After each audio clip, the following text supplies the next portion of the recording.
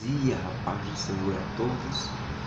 Vemos todo o nosso estudo, irmãos, a respeito da nossa origem, nós os homens, porque nós vemos aqui, porque o mundo é assim.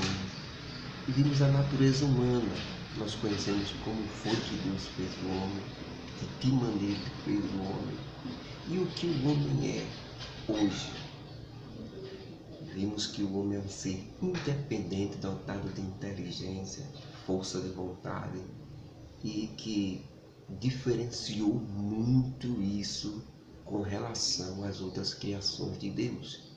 Os animais e tudo que Deus criou, Ele fez de uma forma material, mas com o homem não. O homem foi a junção do material com o espiritual, formando ser vivente, chamado homem, dotado com inteligência e poder de decisão.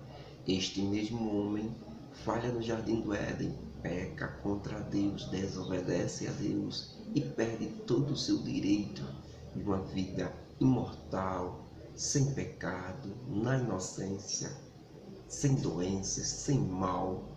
Então, quando ele peca, ele perde tudo isso e é expulso do paraíso. Quando ele é expulso do paraíso, Adão, o ser humano agora, vai em busca da sua luta para retornar ao paraíso, retornar esta comunhão com Deus que ele acaba de perder no paraíso, no estado de inocência. Tenta a primeira vez com Adão, com Abel e Caim, e não consegue. Caim mata Abel.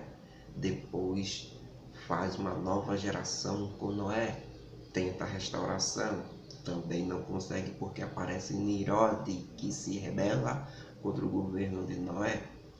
Depois nós vemos o patriarca Abraão sendo chamado. De Abraão temos Abraão, Isaac, Jacó. Mas quando chega nos 12 filhos de Israel, os 12 filhos de Jacó, somente José se destaca e é vendido como escravo para o Egito. O período patriarcal vai até os 12 filhos de Israel, que mais tarde formam as 12 tribos de Israel e a nação de Israel. Estamos agora no Monte Horebe, quando Moisés recebe a lei, finalizando assim o período patriarcal e começando o período da lei, uma nova forma do homem tentar retornar sua comunhão com Deus.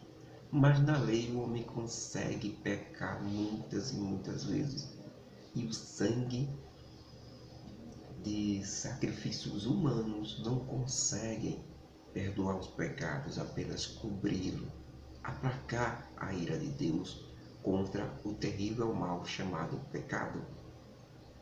Então não se consegue a comunhão com Deus, porque ainda há o grande véu de separação entre Deus e os homens. O povo é pecador demais e Moisés é obrigado a colocar um véu para, quando recebesse a palavra de Deus, poder transmitir para o povo, por causa da glória que estava nele, mas que o povo não podia receber por conta desta grande barreira que havia de pecado entre o homem e Deus.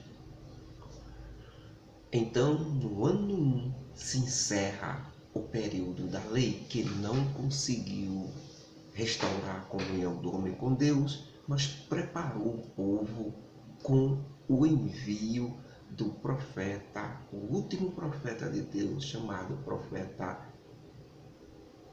João Batista. Com João Batista se prepara o caminho para se entrar na graça. Já se prega ali a remissão dos pecados através da cerimônia do batismo nas águas para a remissão dos pecados.